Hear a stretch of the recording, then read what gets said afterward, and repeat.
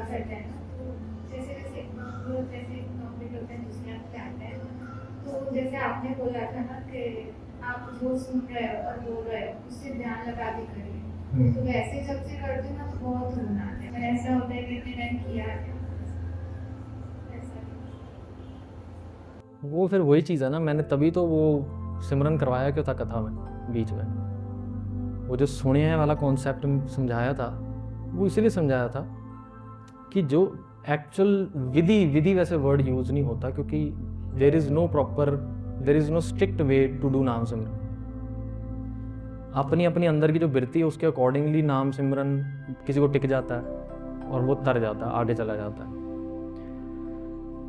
वो आपको जो रोना आ रहा है जब गुरबाणी अंदर जाती है ना, सबसे बड़ा दुख पता है क्या है किसी भी इंसान के लिए? उस अकाल पुरख से जो बिछोड़ा है। और गुरबाणी बहुत पावरफुल, बहुत ज़्यादा पावरफुल है।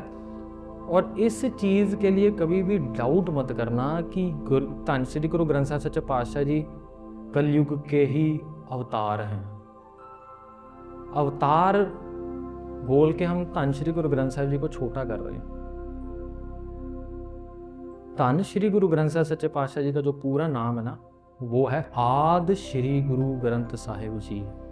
आदि क्यों लगता है?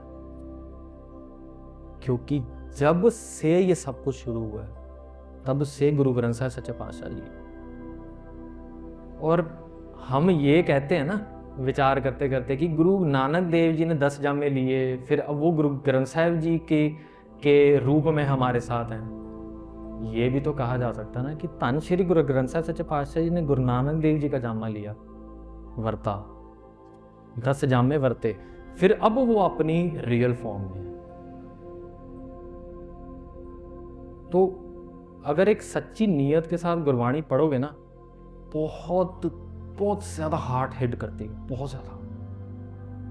आप तो कह रहे हो रोना आता है, कई गुरु प्यारों से मैंने यहाँ तक सुना है कि वो कर नहीं पाते, इतनी हिट कर जाती है, वो एक ही पंक्ति पर ही अटक जाते हैं, वहीं पर ही अटक जाते हैं। वो इतनी पावरफुल है। तभी जप करना, नाम सिमरन करना, जो मैं तोता रटन वाली बात कथा में पता है क्यों कही थी? वो पूरे सिख समाज के ऊपर एक बहुत बड़ा वार है। ये बोलना है कि तोता रटन है, बहुत बड़ा वार, क्योंकि सबसे बड़ी ताकत ही सिखों की सिमरन में है, तोता रटन नहीं है। बार बार कर लेना, बार बार बार बार। इसका जीता जागता एग्जाम्पल ये है कि महाराज ने नित्यनेम एवरीडे के लिए बोल दिया, जपजी साहब रोज करना है।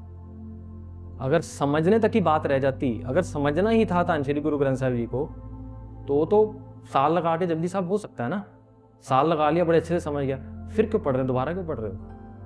क्योंकि वो जो आवाज है ना, शब्द गुरु सुरत धुन चेला, वो धुन, वो आवाज और हमारी सुरत के साथ जब अटैच होता है ना, हमारे अंदर के जो जितने भी कर्म पिछले पड़े हैं वो सड़ने शुरू हो जाते हैं। अबे आग, आप देखो जब कोई चीज़ सड़ती है ना, तो आग है, आग के ऊपर लपटें जो होती हैं, धुआं जो होता है, वो हमारे आंसुओं के थ्रू बाहर निकलता है।